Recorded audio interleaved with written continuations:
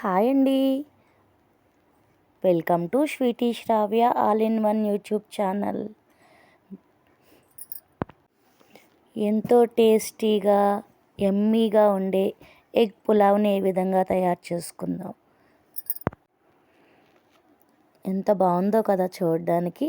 ఇటువంటి టేస్టీ యమ్మీ ఎగ్ పులావ్ చాలా తక్కువ ఇంగ్రీడియంట్స్తో చాలా టేస్టీగా తయారు చేసుకుందాం. చాలా ఈజీ ప్రాసెస్ అండి. ఎటువంటి వారైనా సరే నిమిషాల్లో ఎగ్ పులావ్ కమ్మగా చేసుకుందాం. చేసుకుని ఇంట్లో వాళ్ళందరం ఎంజాయ్ చేద్దాం. దీని ప్రొసీజర్ చూద్దామా.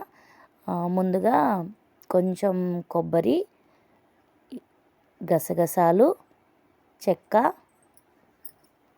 లవంగాలు ఇవన్నీ వేసుకుని, అలాగే అల్లం వెల్లుల్లిపాయ ఇవన్నీ వేసుకుని మెత్తగా పేస్ట్లా తయారు చేసి పెట్టుకున్నాను. ఇందులో బిర్యానీ ఆకు కూడా కొంచెం పక్కన పెట్టుకోవాలి. అదేవిధంగా ఇందులో ఏమేమి కూరగాయలు వేసానో కూడా చెప్తాను.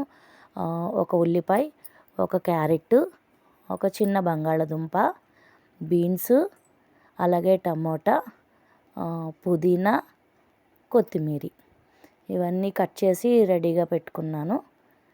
ఇప్పుడు అలాగే మిల్ మేకర్ కూడా నానబెట్టుకుని పెట్టుకోవాలి పక్కన.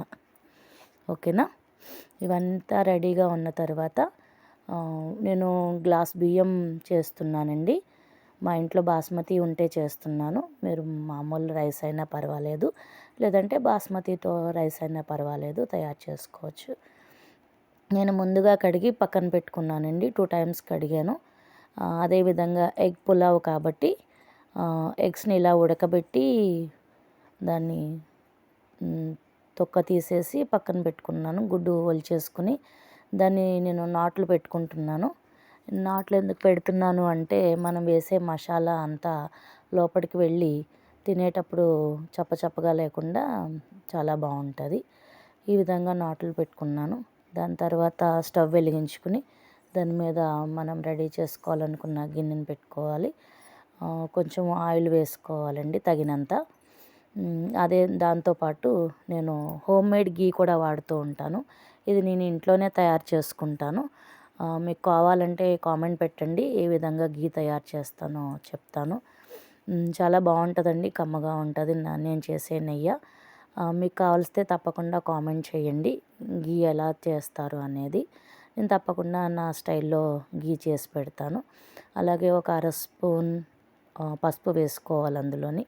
ఎందుకంటే గుడ్లు వేసేటప్పుడు అది దానికి పట్టి చాలా కలర్ఫుల్గా బాగుంటుంది. వేయించడానికి కూడా అంటుకుపోకుండా ఉంటుంది కాబట్టి నేను కొంచెం పసుపు వేసుకుని వాటిని వేయించుకుంటున్నాను.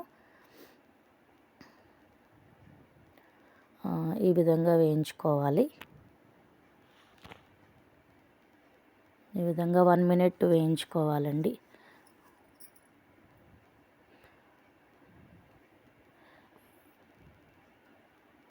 చిన్న మంట మీద వేయించుకోవాలి గుడ్లు, లేదంటే కొంచెం మాడిపోయినట్లు అయిపోతాయి. ఈ విధంగా 1 మినిట్ వేగిన తర్వాత ఒక్కొక్కటి తీసుకుని ప్లేట్లోకి తీసేసుకోవాలి.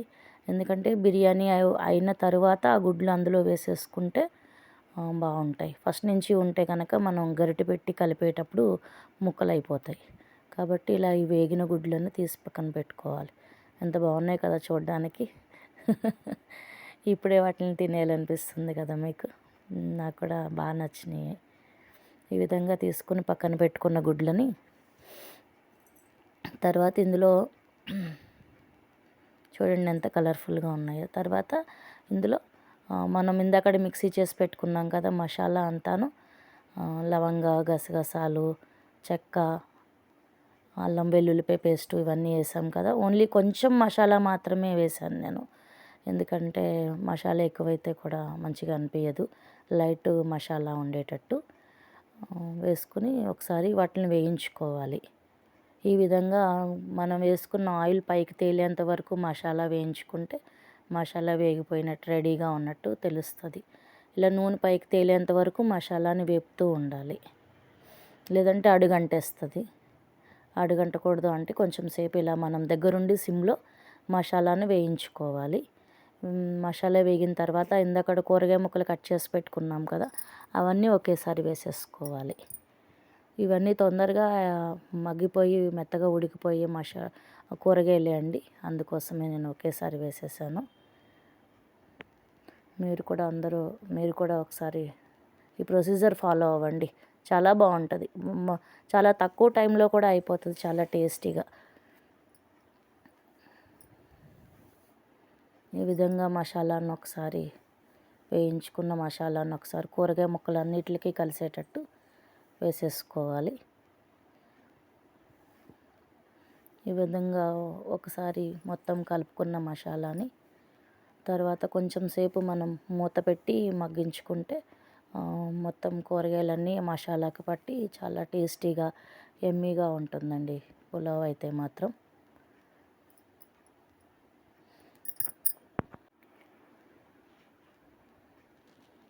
ఇలా మొత్తం ఒక 2 మినిట్స్ వేయించాలి, మసాలాలో మగ్గాలండి ఇవన్నీ కూడాను, కూరగాయలన్నీ కూడాను.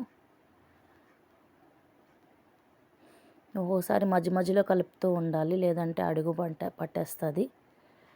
ఇలా వేయించుకున్న తర్వాత మనం ఇందక్కడ కడిగి నానబెట్టుకున్నాం కదా బియ్యాన్ని కూడా వేసేసుకోవాలి. మధ్యలో మీకు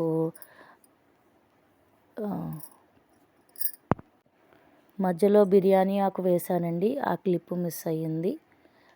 మీరు బిర్యానీ ఆకు ఎప్పుడు వేశారు అని మీరు అనుకోవచ్చు, అందుకే నేను ఇప్పుడే చెప్పేస్తున్నాను. ఈ విధంగా కొంచెం సేపు 2 మినిట్స్ అలా సిమ్లో పెట్టి మనం ఉడికించుకోవాలి. ఇదంతా మసాలా అంతా రెడీ అయిపోయిందండి. ఈ లోపల నేను పక్కన కొన్ని వేడి నీళ్ళు రెడీగా పెట్టుకున్నాను, ఎందుకంటే కొంచెం నాకు తొందరగా అయిపోవాలి. చాలా లేట్ అయిపోయింది ఆ రోజు నేను పని అంతా ముగించుకునేటప్పటికి. కాబట్టి పక్కనే ఒక గ్లాస్ బియ్యం చేశాను కాబట్టి నేను 2 గ్లాసులు వాటర్ వేడి చేసి పెట్టుకున్నాను. ఈ మిల్ మేకర్లు కూడా ఇప్పుడు వేసేద్దాం. ఇవి ఎందుకంటే ఆల్రెడీ నాని ఉన్నాయి కదా, తొందరగానే ఉడికిపోతాయి కాబట్టి నేను ఇప్పుడు లాస్ట్లో వేసాను మిల్ మేకర్ అనేది. ఈ మిల్ మేకర్ కూడా మనం ఒకసారి మసాలాలో కలిసేటట్టు వేయించుకోవాల్సి ఉంటుంది. ఈ విధంగా కలుపుకున్న తర్వాత మనం ఇందాక కడిగి నానబెట్టి బియ్యాన్ని పక్కన పెట్టుకున్నాం కదా, అవి కూడా ఒకసారి వేసి వేయించేసుకుందాం.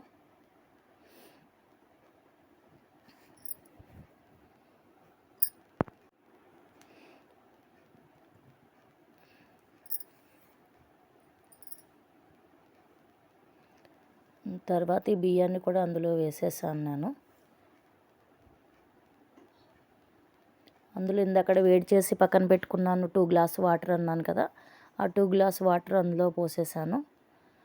ఇప్పుడు కొంచెం నాకు నీళ్లు వేడెక్కినాయి కాబట్టి కొంచెం తొందరగా అయిపోతుందని, మీరు కూడా అవసరమైతే వేడి నీళ్ళు పక్కన కాచుకొని పెట్టుకోండి, లేదంటే కనుక మామూలు నీళ్ళు మీరు గ్లాస్కి 2 గ్లాసుల నీళ్ళు ఎలా పోస్తారో ఆ విధంగా పోసేసుకోండి, నో ప్రాబ్లం. చూడండి ఇప్పుడు వెంటనే ఒకసారి మనం ఉప్పు కారం అన్నీ సరిపోయినాయి లేదో ఒకసారి చెక్ చేసుకోవాలండి. ఈ స్టేజ్లో చెక్ చేసుకుంటే ఒకవేళ టేస్ట్కి సరిపడినంత ఉప్పు అది సరిపోకపోతే అడ్జస్ట్ చేసుకోవచ్చు. మీకు ఈ ప్రొసీజర్ చూపిస్తుంటే నాకైతే నోరు ఊరుతుందండి, చాలా బాగుంది. నాకైతే చాలా చాలా బాగా నచ్చింది. ఇటువంటి దాన్ని మీరు కూడా టేస్ట్ చేయాలనే ఉద్దేశంతో నేను మీ ప్రొసీజర్ మీకు చూపిస్తున్నాను. తర్వాత మనం వేయించి పక్కన పెట్టుకున్నాం కదా ఎగ్స్, వాటిని కూడా ఇందులో వేసేసుకోవాలి. ఇప్పుడు వేస్తే ఈ మసాలా అంతా కూడా ఈ ఎగ్స్కి పడుతుంది. ఇందక్కడ కొత్తిమీర పుదీనా ఉన్నాయి కదా, అవి కూడా కొంచెం వేసేసుకుని కలిపేసుకుంటే ఈ స్టేజ్లో ఆ ఫ్లేవర్ అంతా గిన్నె మొత్తం కలుస్తుందండి, ఫ్లేవర్ అంతా బియ్యానికి పట్టుకుంటుంది. ఇలా 1 మినిట్ ఉన్న తర్వాత చూడండి ఎంత బాగుందో, మసాలా అరోమా ఎంత బాగా వస్తుందో నాకైతేని చాలా బాగుంది. మీ ఇంట్లో వాళ్ళకి కూడా ఈ విధంగా చేసి పెట్టండి.